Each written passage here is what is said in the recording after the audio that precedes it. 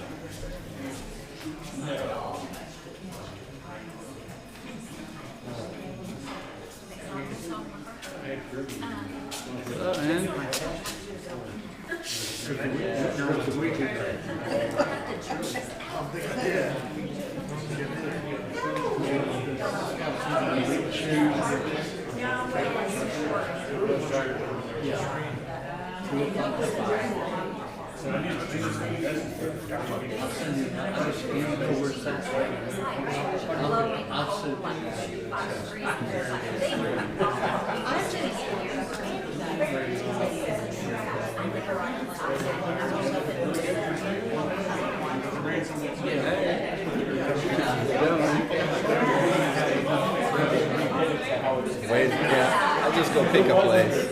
He'll follow.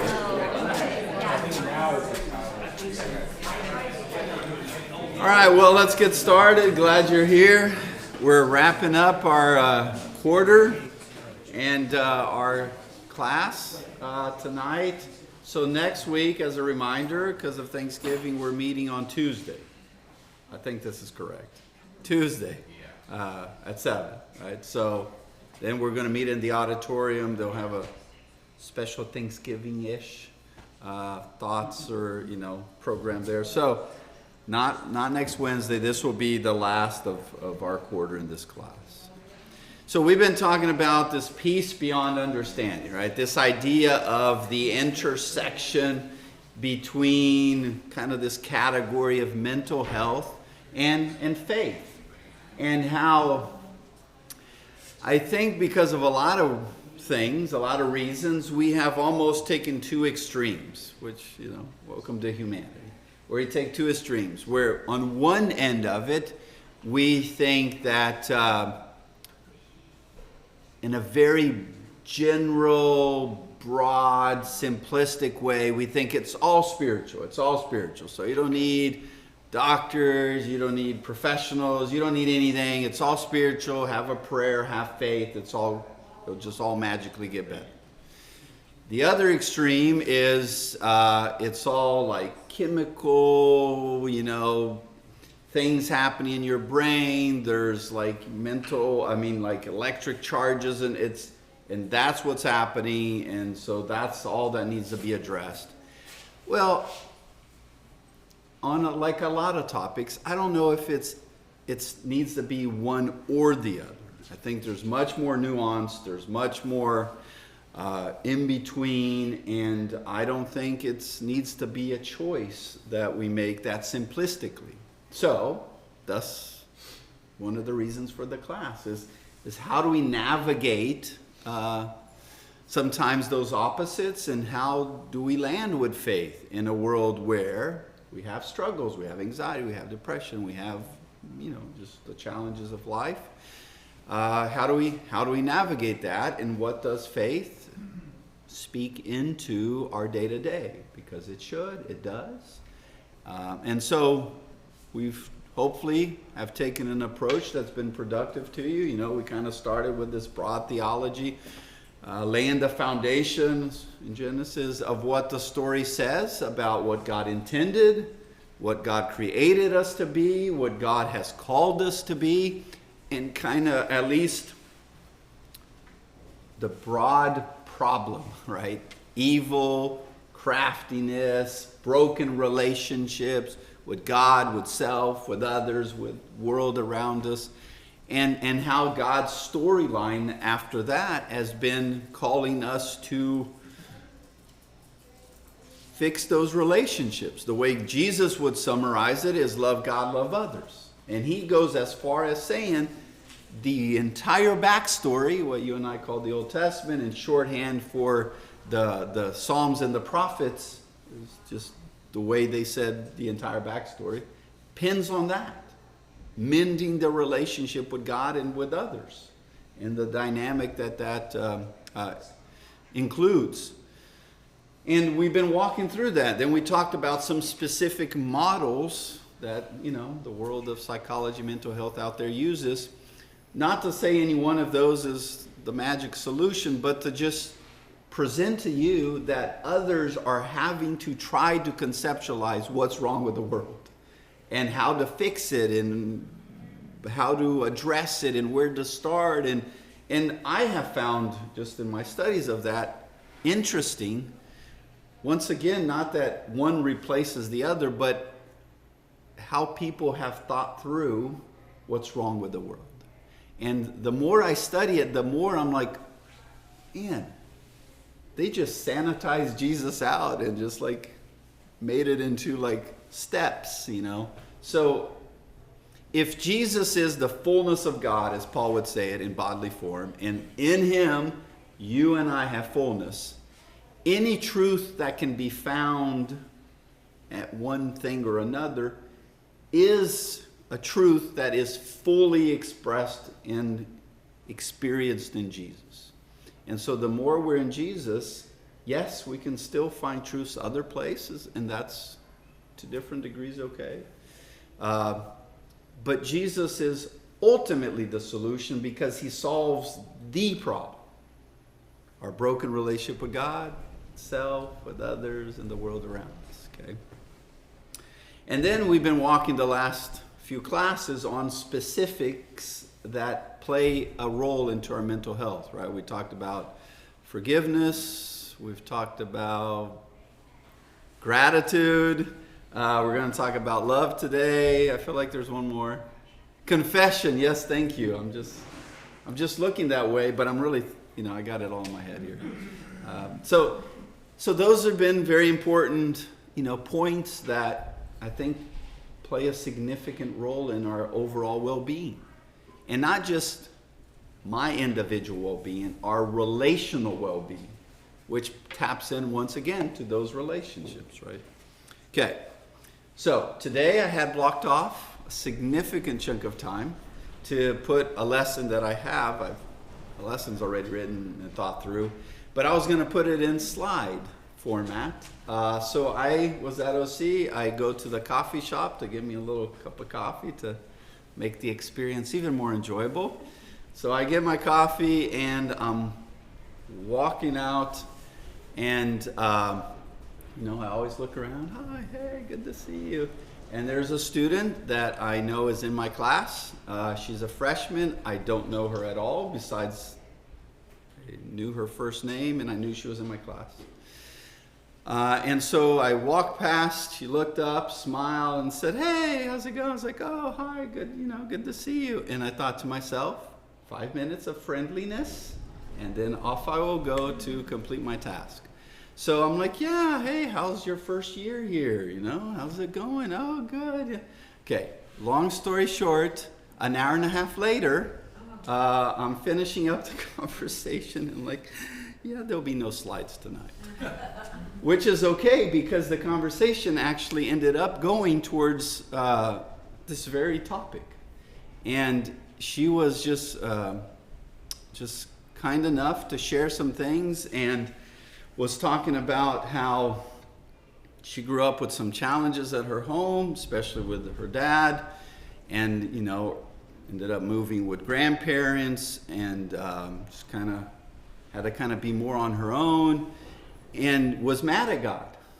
She was mad at God, and especially she said, because recently we talked through, like the Lord's Prayer, Our Father who art in heaven, and I was making the point that how Jesus, unlike other rabbis at the time, thought of God not just as the father of Israel, which, Israel thought broadly that way, but individually people didn't think of God as my father.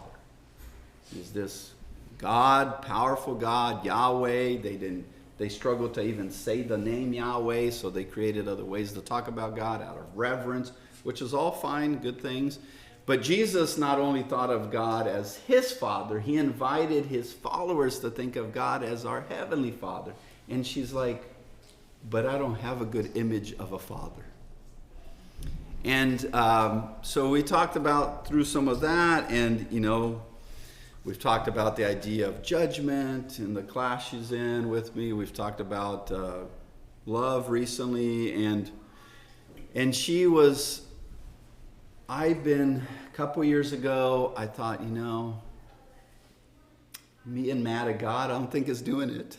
Being mad at God isn't doing it. Something's missing. So she started being more faith-oriented, more church-oriented, which her family is not.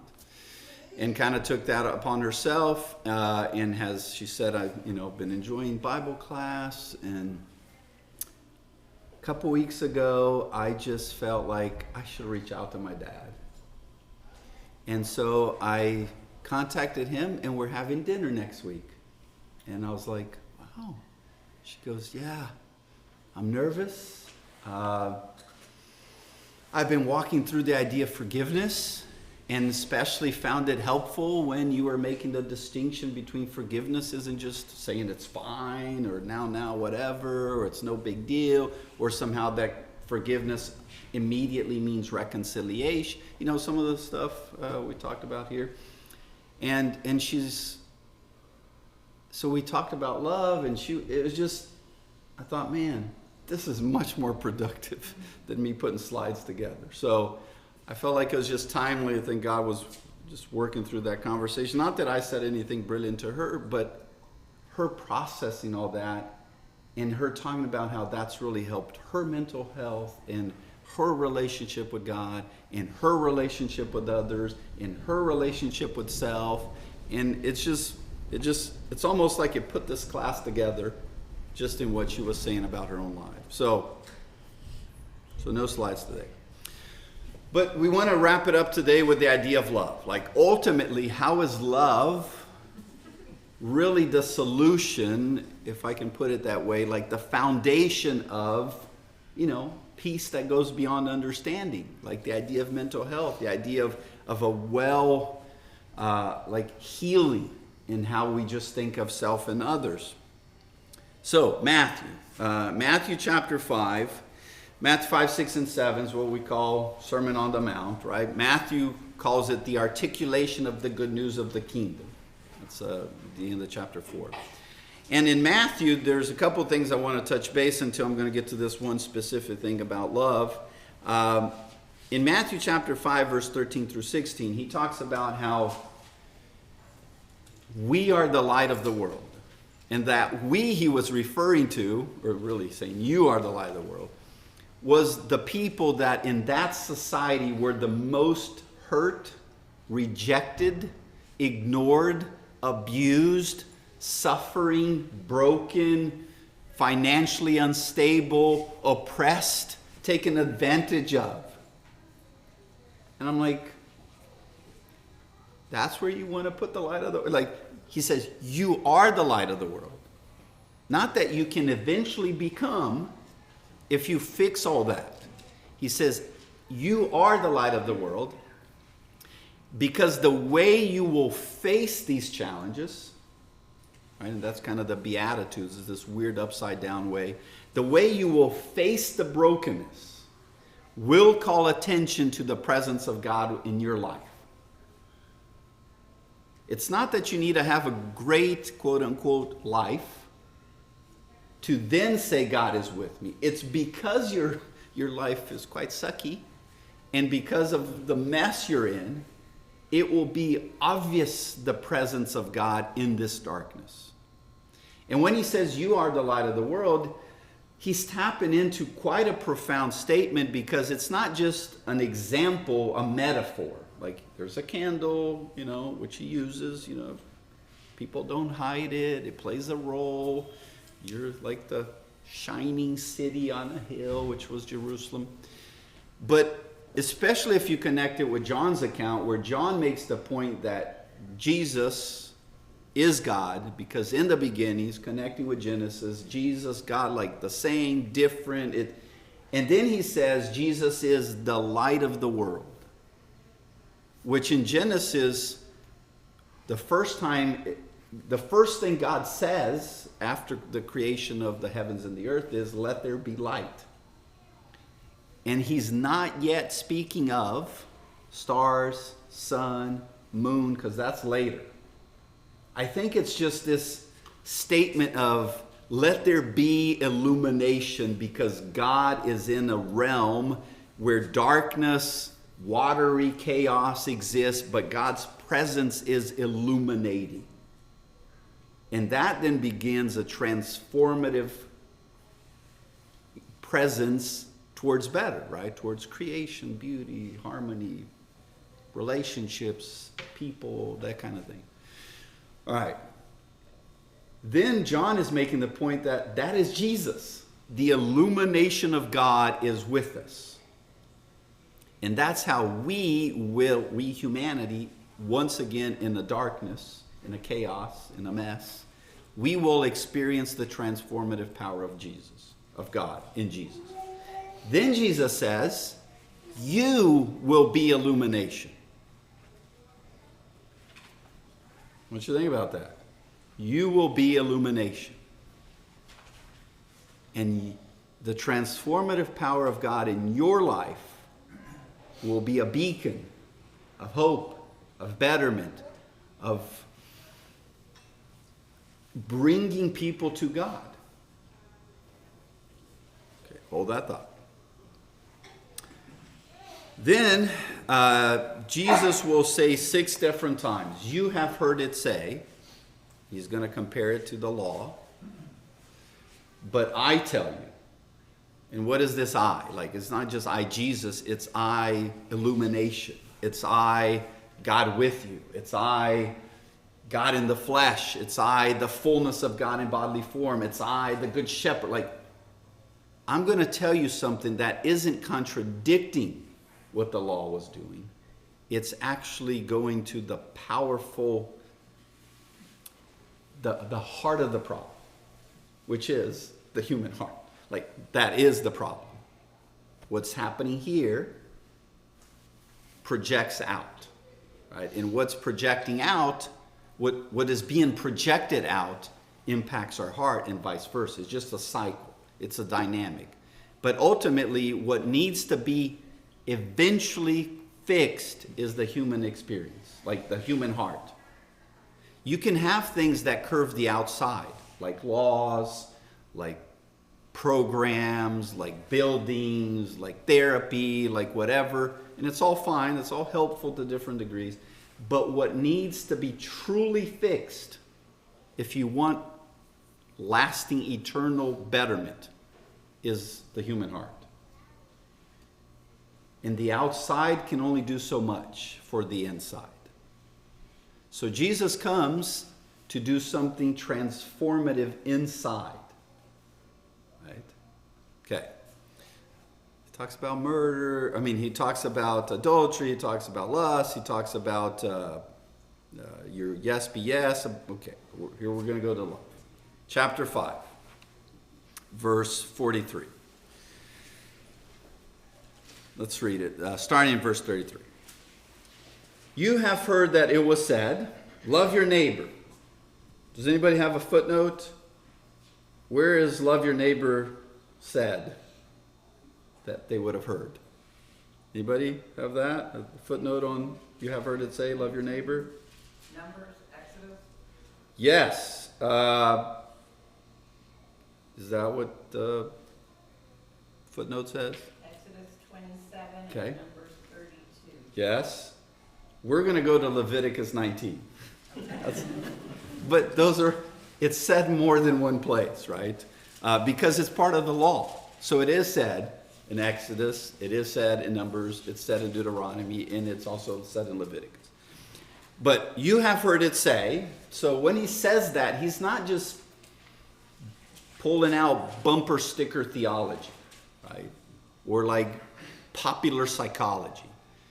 The you have heard it say is he's quoting something of the Old Testament, and more specifically the law.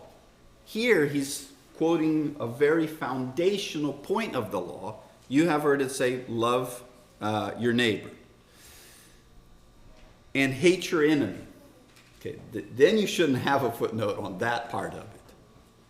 Because where is that heard? Is there a commandment in the Old Testament that you can think of that says God wants you to hate your enemies?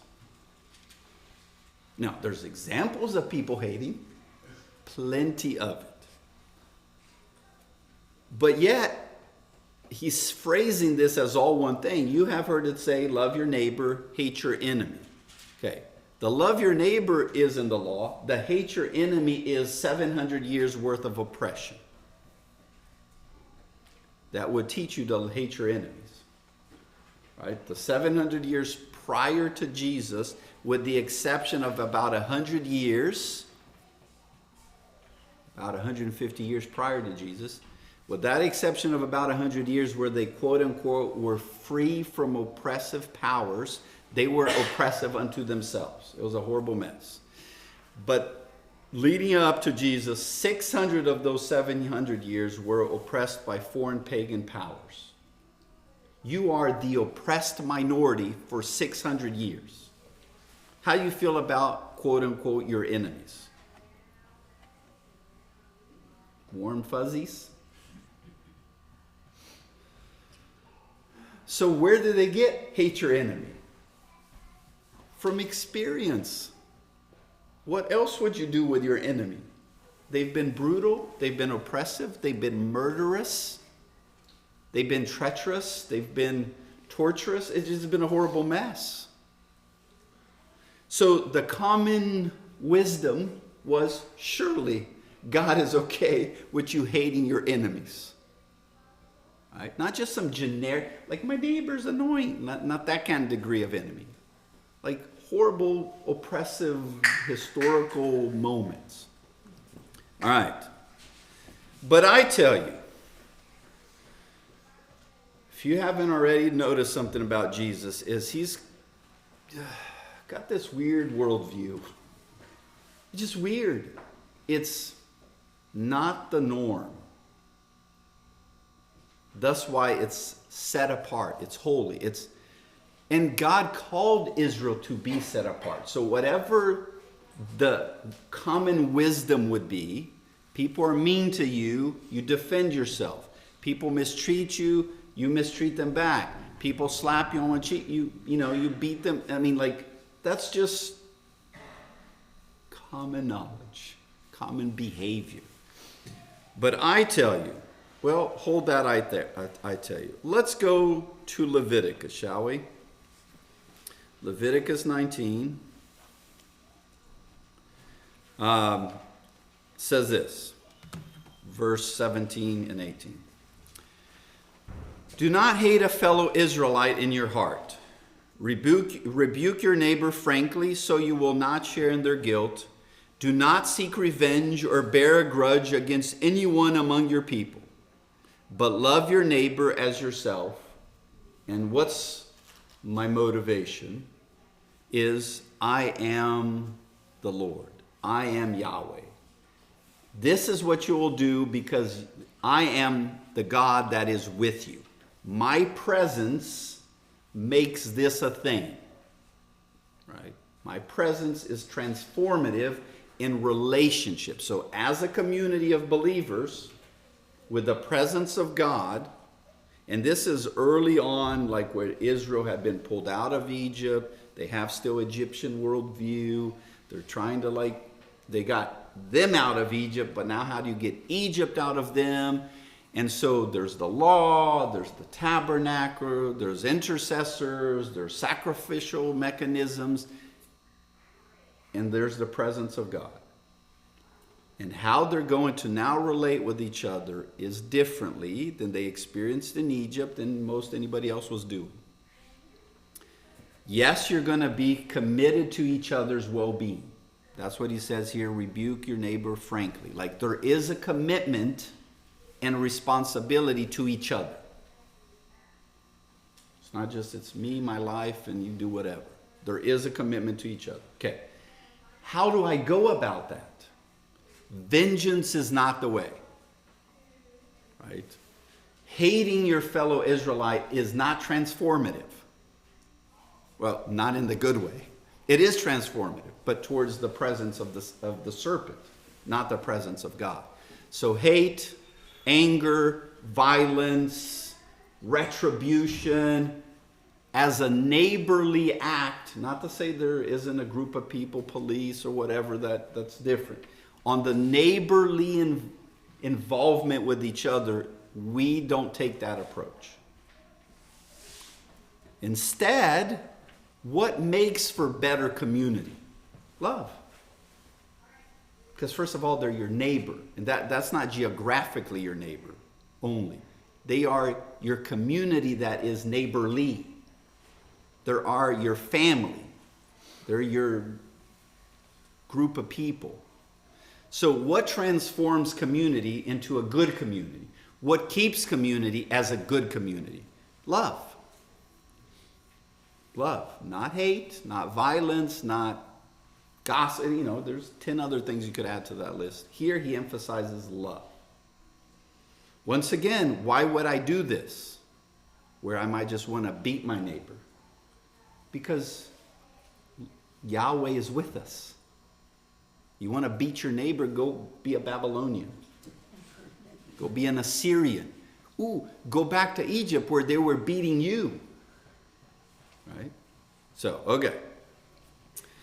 If we were to expand on that, and Leviticus does, chapter 19, verse 33 to 34. So, but here, verse 17 and 18, he's clearly speaking of your Israelite neighbor. You with me? Your Israelite neighbor. Verse 33. When a foreigner resides among you in your land, do not mistreat them. The foreigner residing among you, okay, that's one level. Yeah, we're going to be friendly to everybody. We're going to be nice to people. That's already better than not. But the foreigner residing among you must be treated as your native born. How so? Love them as yourself, for you were once foreigners in Egypt. Yeah, God, we're going to have to say I am the Lord your God. You don't want to do it this way? How do you go back to Egypt and see how that plays out? They mistreated you because you were not them. Although you had lived with them for 400 years. Actually 300, and about last 100 you're oppressed. So you live with a people group for 300 years, but you're never them. You're never seen as them. You're never treated as them. Because you know what that feels like, we're not doing it that way. We're gonna treat people like they're our people. But they're not. But we're gonna treat them like they are. But they're not. But we're gonna treat them like they are. Not just niceness, we're gonna love them as my neighbor. Because they have come to be part of that community. Okay, that's a significant difference. Man, so who's my neighbor? At least in Leviticus, it's the Israelites. Yeah, okay, I get that. And it's your foreigner that comes to be with you. Okay, let's go back to Jesus. So let's read this again. You have heard that it was said, and he's quoting Leviticus, and he's assuming you can go to Leviticus and upload what I just told you. So you have heard it say that love your neighbor and hate your enemy. But I tell you, love your enemy and pray for those who persecute you, that you may be children of your Father in heaven. Ian. So that can't be like that country song, I pray for you then? I'm not very familiar with country, but I'm sure it's a great song. Guy basically hadn't been to church since he remember when. He listened to the preacher and he told us can't go around hating others, we're doing you wrong. And we must not condemn, but he's doing his job, pray for them. And it says, I pray that your brakes go out running down a hill. I pray that the fire falls from it. Yes, so just for clarity, not that kind of prayer, right? Because he's going to just, not that Jesus had specifically Bob in mind when he was writing this, but for clarity's sake, he does not stop at pray for them. I'm sorry, No, I expected. Okay. Here's how you should pray for them. And it's going to be implied on the illustration Jesus will use. He causes his sun to rise on the evil and the good, and sends rain on the righteous and the unrighteous. Okay, now we're talking about weather patterns. If this right here, you're ancient Israel. You're a farming community, so that's how you survive. And let's just be theologically correct here. So we have the sheep on the right and we have the goats on the left. So you guys are the good folks, and y'all, I'm sorry, the wicked. Okay? So when rain comes, does it rain just here? And then there's a dividing line right there. It rains here, and there it's just drought. When stormy hail comes, it's just pouring all over this, it's beating on your crops, and you guys have nice sunny weather, and you can even just come out and sit right there in the line, just be at the fence, be like, hey neighbor, how's it going? Is that what God does? Why not? Wouldn't that be fair? Just? Good management? Why does God not do it that way? Why does the sun, how's it good here? The sun rise on the evil and the good, or he sends rain on the righteous and the unrighteous? Well, verse 46, if you love those who love you, what reward will you get? And are not even the tax collectors doing that? And if you greet only your own people, what are you doing more than others? Do not even the pagans do that? Ooh, two categories of folks you did not want to be back then. Pagans, that's just everybody that's not following Yahweh. And two, tax collectors were people claiming to follow God who were betraying their people, collecting taxes on behalf of the oppressive pagan Romans because they saw a way to make money out of your suffering. Say like, Matthew. You don't want to be either one of these people. Those people were hated. But you actually can, in practice, live like one of them if you are just loving those that love you and greeting well those that greet you. Am I the only one that finds this very difficult and out of human nature, just goes against human nature? I know it's from God. Yeah. I'm not making light of it. I'm just saying it just No, I don't think you are. me like having a cheat grater run up down my knuckles. It just drives me nuts. I don't think you're the only one. You're the one that's making most facial expressions about this, but no. This is not, that's why they said love your neighbor and hate your enemy, because that's the feeling. But even that, for the last, since Leviticus 14-ish hundred years before Jesus. So for that period of time, especially intensified during the time of Jesus, because of the last 700 years of oppression, was the conversation, who truly is my neighbor? Because that's one way to get around it. Well, see, I think a lot. I don't put nobody in a box, but I'll say me. We want, all right, we'll try this experiment, but we want to see results. Mm-hmm. You know, am I really living right? Is going to cause this person to come to God, and they may never see it. That's why. That's why. You know, heck, the Israelites was in captivity for 400 years or whatever. You know, and so. Yeah, and that is the thing, right? We can see more immediate results if I you slap me and I beat you, like kind of thing, or I take up a sword, we see more immediate results, but is that the kind of results that have a lasting transformative impact? Is that the illumination that pushes darkness out? Or is that just, well, I have a little quote for you here. I understand, I'm not trying to make light. No, it's just hard. I mean, when you start getting into the meat of God's, God's about, we can say we love God with all our heart, soul, and mind, and then second, love our neighbor as ourselves. Yeah. That second one, I wish you left that one out of there. Yeah, that's right.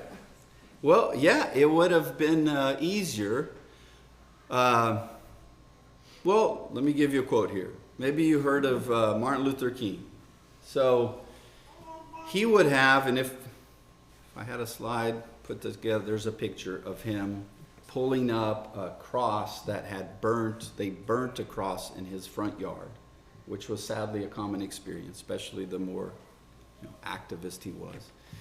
And he's out there in his Sunday best, pulling out that cross. And he would have the habit of going out there and saying a prayer for those that put that cross there. Now, not the kind of prayer that, Lord, burn them in hell. Like, if they want to light a cross. And he's quoted by saying this at one of his speeches. The ultimate weakness of violence is that it is a descending spiral, begetting the very thing it seeks to destroy. Instead of diminishing evil, it multiplies. Through violence, you may murder the liar, but you cannot murder the lie, nor establish the truth. Through violence, you murder the hater, but you do not murder hate. In fact, violence merely increases hate. Returning violence for violence multiplies violence, adding deeper darkness to a night already devoid of stars. Darkness cannot drive out darkness. Only light can do that. Hate cannot drive out hate. Only love can do that. Now, after he said that, was everybody chummy and let's hold hands and sing Kumbaya? No, it leads to his death. It led to Jesus' death. Guided, in part, instigated by a leadership of God's own people. But ultimately, what brings lasting betterment? The approach some of the leaders of Israel were taking, fueled by the zealots, which were, let's pull out the sword and defend ourselves at all cost, will bring Titus and the army of Rome to surround Israel and burn it to the ground. The temple included, to not be rebuilt to this day. Jesus warned them. He specifically warned them of that path. Who knows if they'd have taken this path, what might have happened to Jerusalem, or might have not. But one clear distinction is the path of, violence for violence only brings violence. It just brings violence. What I'm saying is, somebody could say, well, look what Martin Luther King, look what that got. Or look at those, I can't remember what chapter it was, what book it was, where there was bullying that's cutting out the tongues, because they confessed, Yeah. and all that. So, you think, what does that get you? I mean, I don't mean to be crass about Yeah. this. I mean, I'm just trying, in my simple country boy mind, it goes against everything that we're taught from little bitty as far as, this is my country, I protect it, I served in the military, Yeah. so it just, And that's not to say, once again, that, Paul will say the government does not bear the sword in vain. Like, God uses other things, but the way to illumination as a follower of Jesus is a path that is not a path most are taking.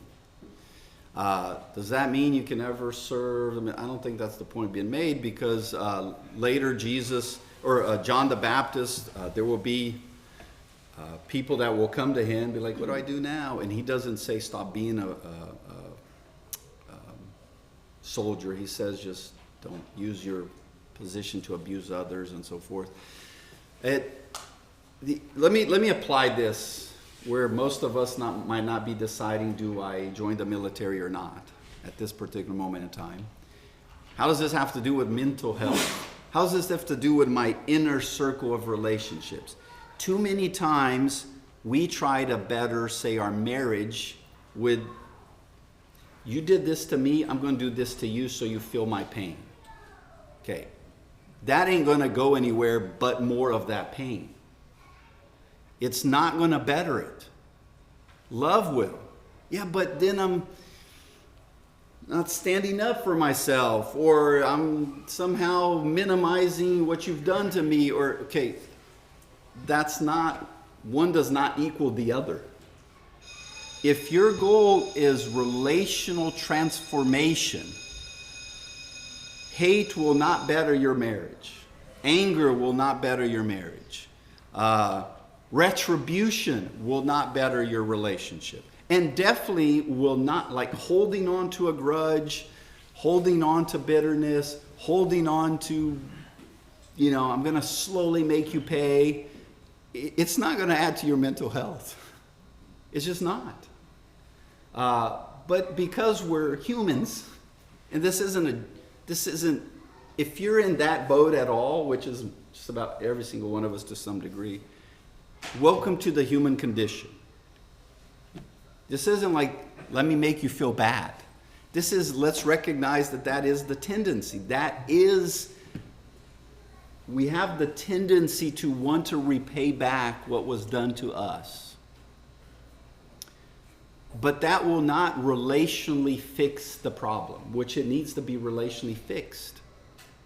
If I hold on to bitterness towards you, I will not be relationally at peace with me.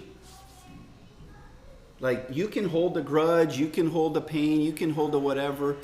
There will not be inner peace. Right? Like, to quote Po from Kung Fu Panda, yeah, I don't feel very at peace with my innards. Like, it won't. Because once again, we want everybody else to do better and, fix it, and, which would be lovely. But this is transformative from within. That's why Paul can say, rejoice in the Lord always. Surely Paul was not under some la-la land illusion that sometimes everything was just going to be peppy, like cupcakes and unicorns, because he's writing that from prison. But how can he say rejoice in the Lord always? Because it's an inner transformation motivated by love. That Jesus can hang on the cross and say, Father, forgive them, because they do not know what they do. That does not minimize to any degree the horribleness of what they were doing. But Jesus can say that because he has this motivation of love. And then later, Philip, who's a lot more human like you and I, can say the same thing as he's being stoned to death. So it is possible for us, through the illumination of God's presence in Jesus, to be so transformed that we can then be an illuminating presence unto a dark, violent world. A world devoid of stars, already in a deep darkness. Is this easy? Absolutely not. Otherwise, everybody'd be doing it.